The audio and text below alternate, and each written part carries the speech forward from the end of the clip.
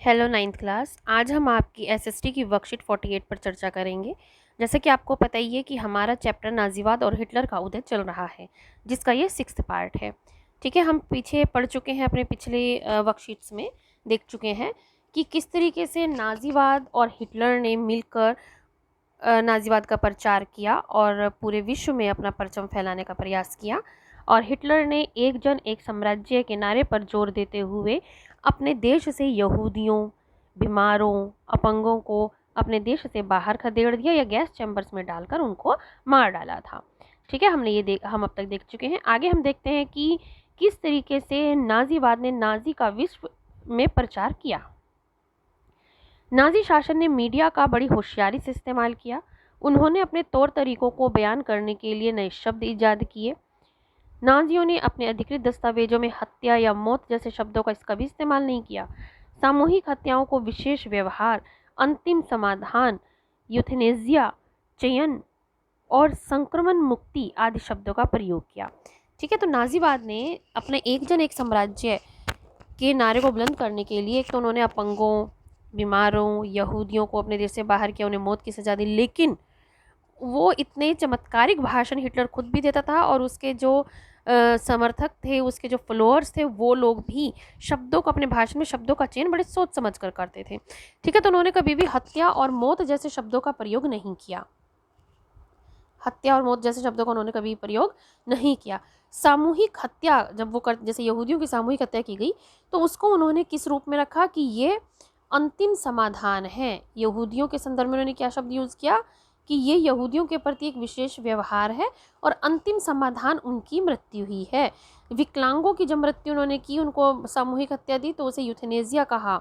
और इसी तरीके से किसी संक्रमण से मुक्ति के लिए बीमारों की जब हत्या की, तो उसको कहा कि चयन और संक्रमण मुक्ति जैसे शब्दों का, बड़े बड़े शब्दों का, चमत्कारिक शब्दों का यूज़ किया उन्होंने, ताकि लोगों को ये ना लगे कि भाई नहीं इनको मारा गया, बल्कि ये कहा कि तो अंतिम समाधान था, ये करना जरूरी था समाज के भले के लिए।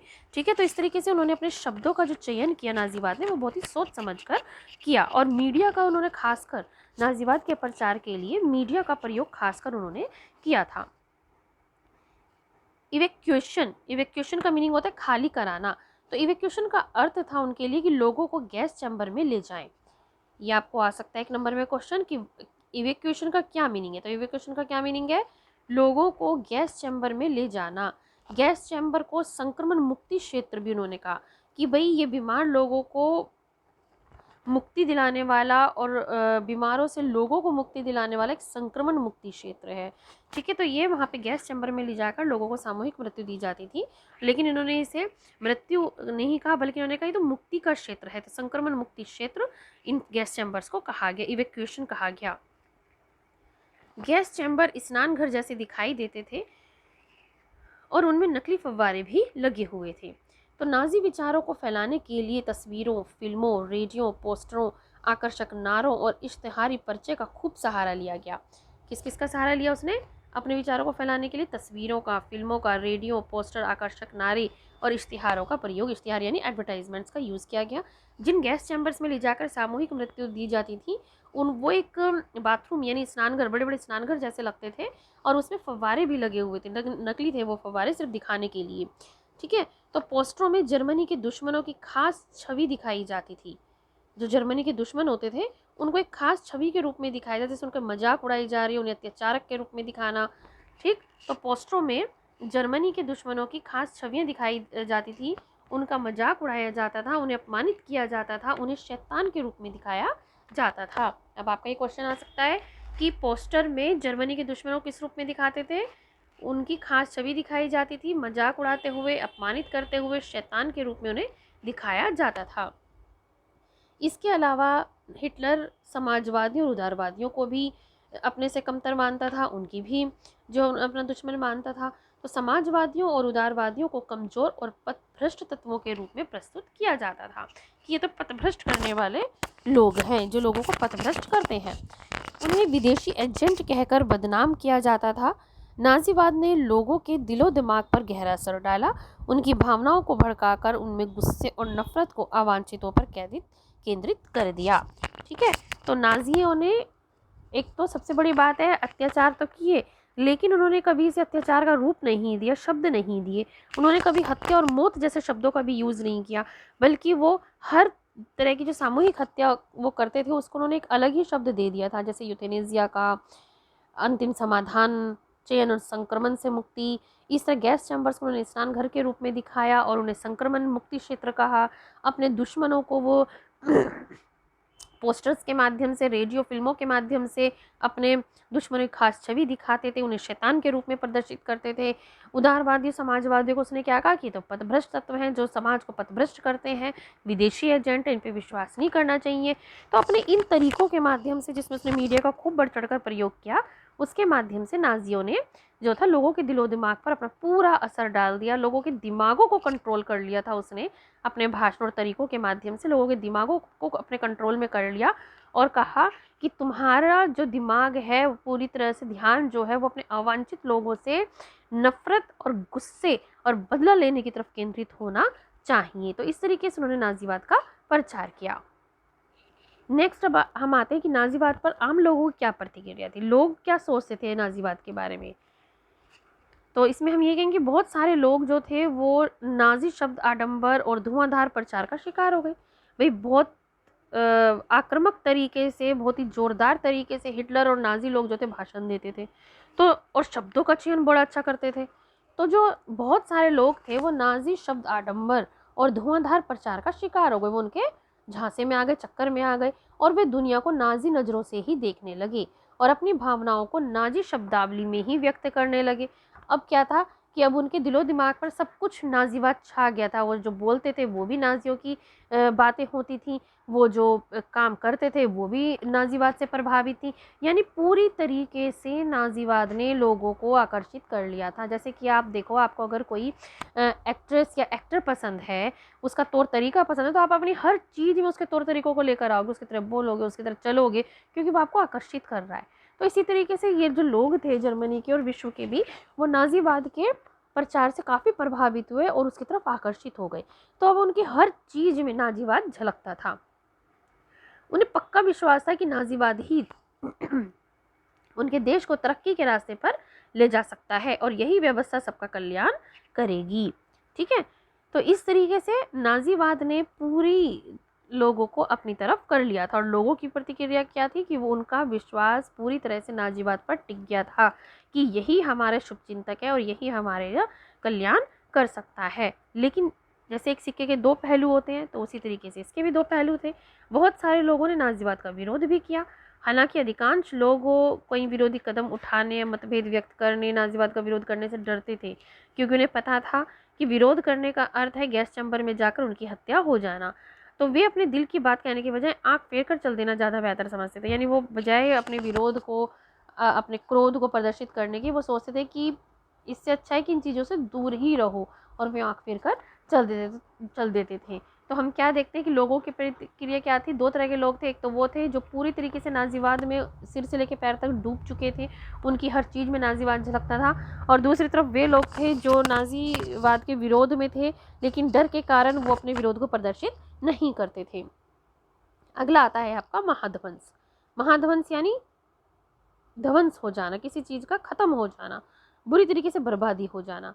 ठीक है, जिसे हम होलोकॉस्ट कहते हैं। इसे जो होलोकॉस्ट था ये मेनली सामूहिक हत्या का ही रूप था। इन्हीं सामूहिक कत्लेआमी को, कौन सी सामूहिक कत्लेआमी, जो यहूदियों के साथ हुई, बीमारों के साथ हुई, अपंगों के साथ की गई, या गैर नस्लीय लोगों के साथ की गई जो आर्य से अलग लोग थे, उनको सामूहिक हत्या, या हम सही भाषा में उसको जो कहेंगे होलोकॉस्ट कहा जाता है, या महाध्वंस। इन्हीं सामूहिक कत्लेआमों को महाध्वंस या होलोकॉस्ट कहा गया।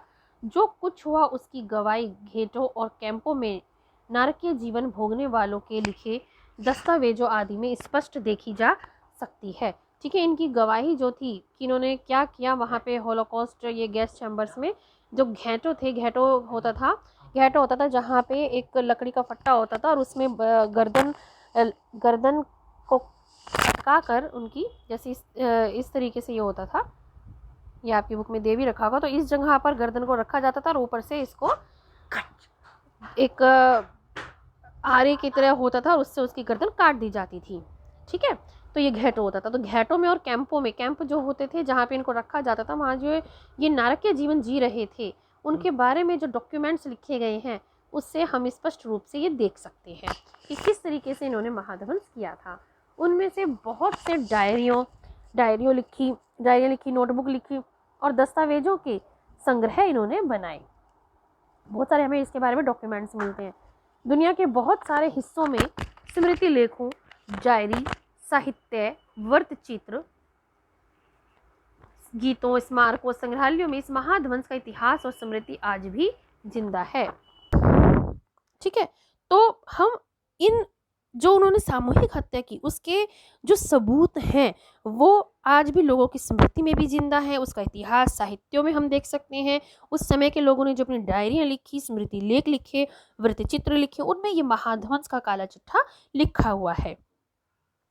ये सारी चीज़ें उन लोगों के लिए एक श्रद्धांजलि है जिन्होंने उन कठिन दिनों में भी प्रतिरोध का साहस दिखाया था, क्योंकि जो भी प्रतिरोध करता था उन्हें गैस चैम्बर्स में डाल दिया जाता, घेंटों में डाल दिया जाता था।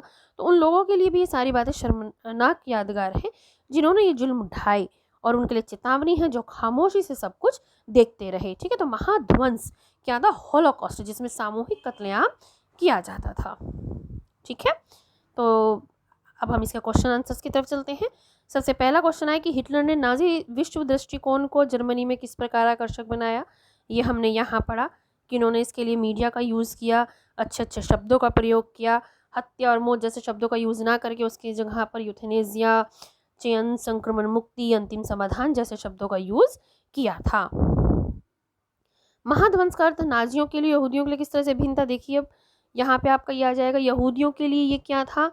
एक सज़ा थी, एक सामूहिक मृत्यु थी, जबकि जो नाजी थे वो ये क्या कह रहे थे कि वो अपने खून को, अपने समाज को शुद्ध करने के लिए ये सामूहिक हत्या कर रहे हैं, जो कि एक अंतिम समाधान है समाज को शुद्ध करने का, जो कि बहुत ज़रूरी है समाज को में पूरी तरीके से शुद्ध खून, शुद्ध नस्ल पैदा को बनाए रखने का। एक जन, एक साम्राज्य, एक नस्ल होनी चाहिए, और उसके लिए ये महाध्वंस या हॉलोकॉस्ट बहुत ज़रूरी है। जबकि यहूदियों के लिए क्या था? एक अत्याचार था। ठीक है, जो कि आज भी उनकी स्मृतियों और डायरियों में जिंदा है। अब है नाजीवाद के प्रचार को आम लोगों ने किस प्रकार लिया? हमने यहाँ पर देखा कि लोगों की अलग अलग कैसे प्रक्रिया हुई। कुछ लोग थे जो उससे बहुत पूरी तरीके से आकर्षित हुए, प्रभावित हुए, और उनके हाल चाल, भाव, व्यवहार, हर चीज़ में नाजीवाद देखने को मिलता था। जबकि कुछ लोग थे जो उसका विरोध करते थे, लेकिन खुलेआम नहीं करते थे, डर के मारे।